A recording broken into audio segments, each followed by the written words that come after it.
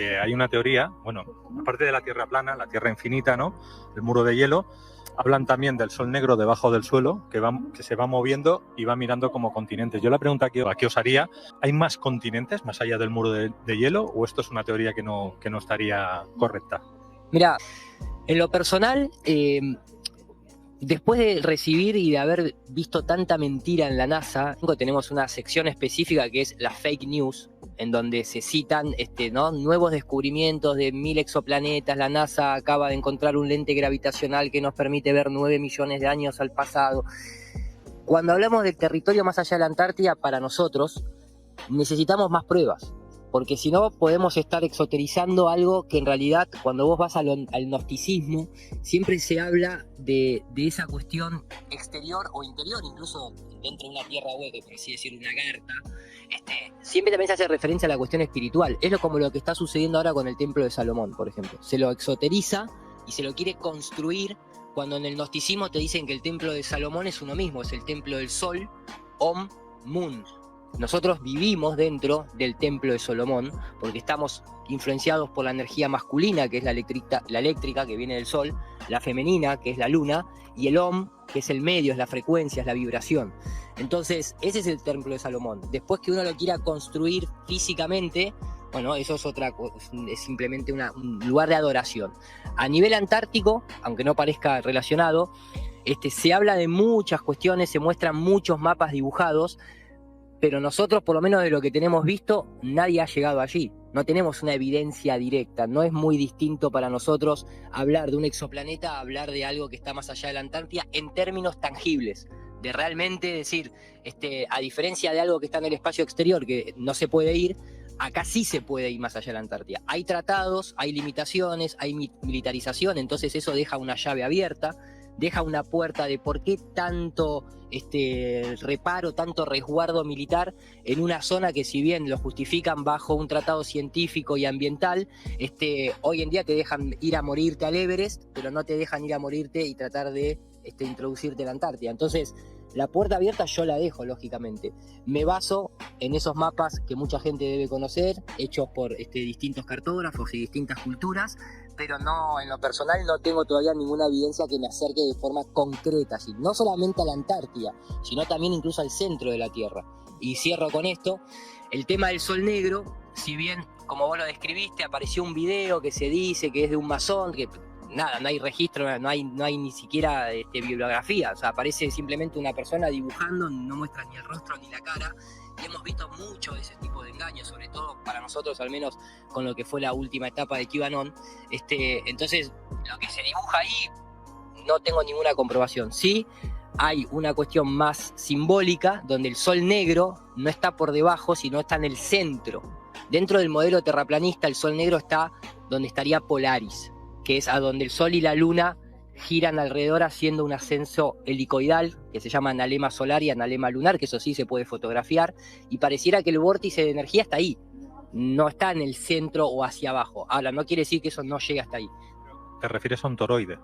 El toroide es el campo, pero el punto cero del toroide, lo que se puede denominar un agujero negro, una energía del vacío, una energía potencial, está en el centro del toroide. Hoy nosotros aquí en la charla que vamos a dar del Blue Beam, hay un documento desclasificado en el año 2003 de la CIA, que se llama Proyecto Gateway, que es un documento real donde los militares, un grupo de militares, fueron instruidos en términos de viajes astrales, y cuando volvían de los viajes astrales que dibujaban lo que ellos denominaban el cosmos, lo dibujaban de una manera toroidal con una tierra plana en el centro y un vórtice de energía hacia el interior, ¿no? De ahí la simbología de la manzana. Entonces, hay mucha teoría, obviamente, poca evidencia por el momento, pero no deja de estar la puerta abierta, por lo menos de mi punto de vista.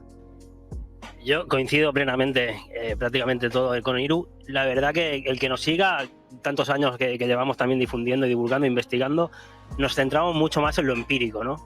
Obviamente, y a mí me gustaría aquí, pongo encima de la mesa, que teorizar podemos teorizar todos, pero muchas veces la gente, yo no sé por qué, pero afirma cosas, o sea, dice las cosas afirmando cosas que son incomprobables. Entonces, una cosa es teorizar y proponer cosas, pero otra cosa es afirmar, ¿no? Porque ahí ya juegas además con un poquito con lo que piensa la gente, con la esperanza.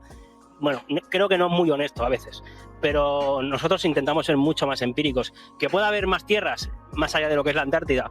Pues como decía Iru, obviamente no lo sabemos, existen los tratados antárticos, no nos dejan la libre circulación y por poder puede, pero vamos a centrarnos primero en averiguar, creo yo, lo que es el mapa real de donde vivimos, que todavía no lo tenemos exactamente en la disposición continental por muchos motivos. Ayer los compañeros tocaron algunos en la charla y más allá de lucubrar posibilidades que puedan haber más allá. De todas maneras, dicho esto, en los propios Vedas, en su canto quinto, el ímpetu creativo, en el libro del Bhagavatam, ahí tienen también un poquito la creación cosmológica y te hablan no solo del monte Meru, ese central que estaría bajo Polaris, que ellos lo llaman Druva Loca, sino también la posibilidad de que haya más tierras más allá de la Antártida. Pero te refieres a Madagascar, ¿cómo se dice? Al Polo Norte, la zona esa. En la zona del Polo Norte, allí ellos tenían, donde está Polaris, ellos le llaman Druva Loca, esa estrella sobre la que pivota todo el firmamento. Sí, por eso en el centro, para tantas y tantas culturas, ¿no? Brasil, el gran árbol que había, al final es como un centro magnético, energético, del cual emanan los 4 ríos para otras culturas. Pero eso sería en el norte. En el sur, pues como bien indicaba, ¿no? En este libro, que es religioso y a lo mejor es verdad que cuenta cosas reales, ¿no? Como las tierras más allá de los polos. Pero en este camino individual que hemos escogido ya muchos hacer, ya no queremos basar nuestro constructo en creencias, sino en cosas más empíricas. Por lo tanto, si después, como dice la Biblia, la Tierra es plana, genial, pero la Tierra no va a ser plana para nosotros, por lo menos porque lo escriban ciertos libros religiosos. Ese es el camino, creo, que nos empodera muchísimo más, y si luego coincidimos con ellos, estupendo. Buscaremos también otras relaciones, pero de momento con los pies en el suelo, que a mucha gente es verdad que le gusta fantasear, más allá de que pueda ser su propia experiencia, pero se suele ir mucho más allá, ¿no? En esas fábulas que a lo mejor a uno es más la fantasía que quiere encontrar a la que de momento se puede demostrar.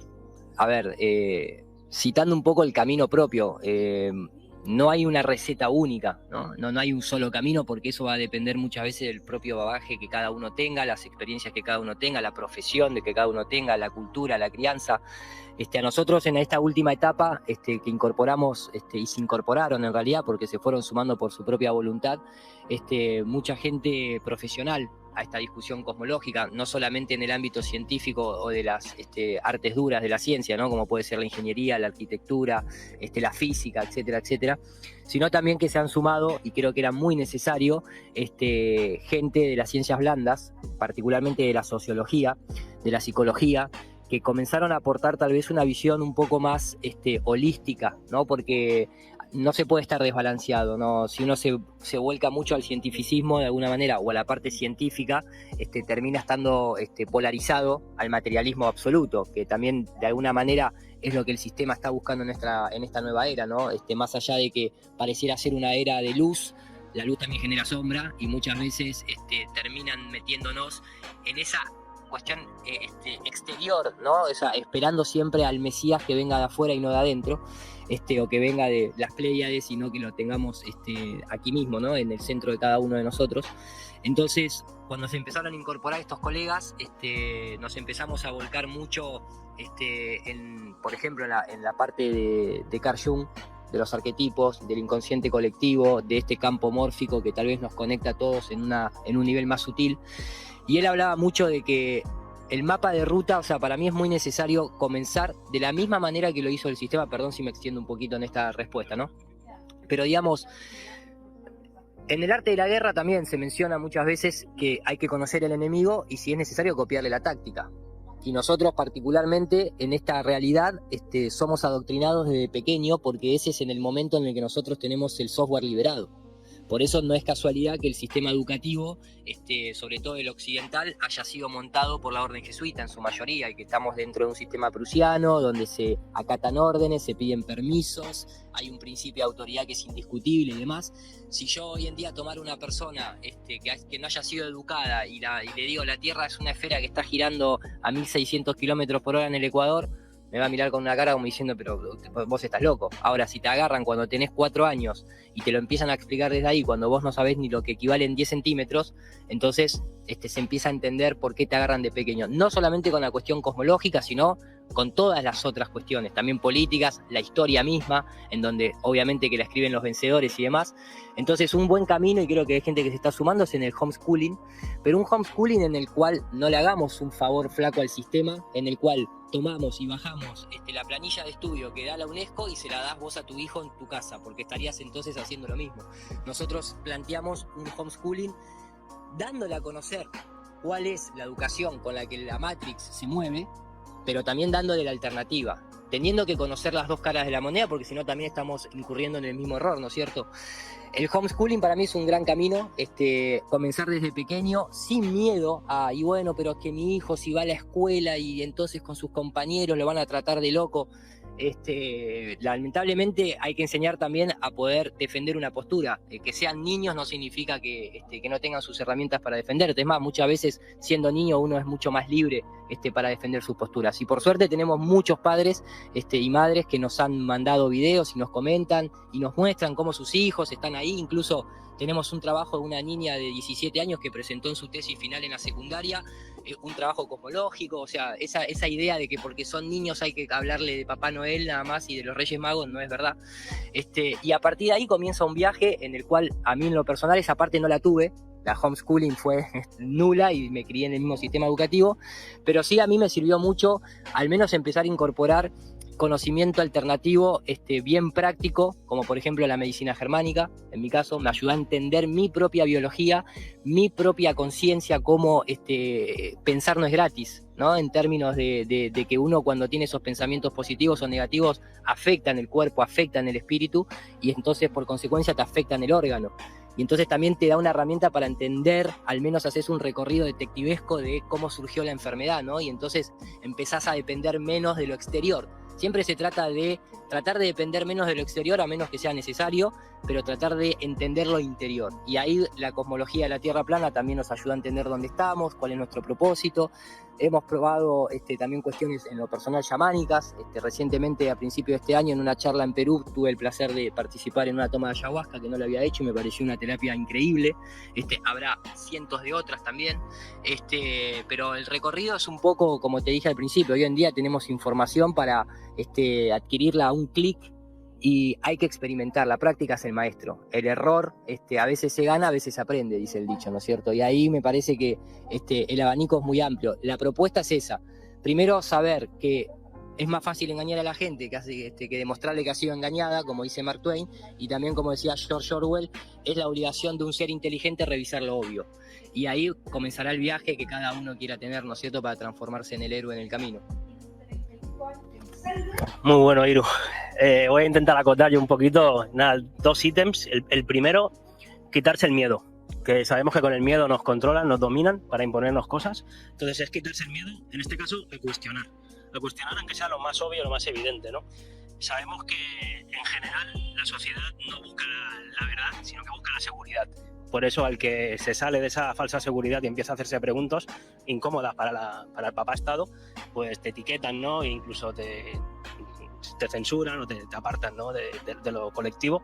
Pero eso, quitarse el miedo a cuestionar. Y en cuanto entras a cuestionar, evidentemente tienes que revisar muchas cosas, no solo en la historia, en la ciencia, en la salud, etcétera, etcétera. No hay límites prácticamente, hay que revisarlo todo. Y en ese revisar, pues también en lo cosmológico y en lo cosmogónico, porque qué importante es la manera en que percibimos el mundo, ¿no? Y nos sentimos parte de él.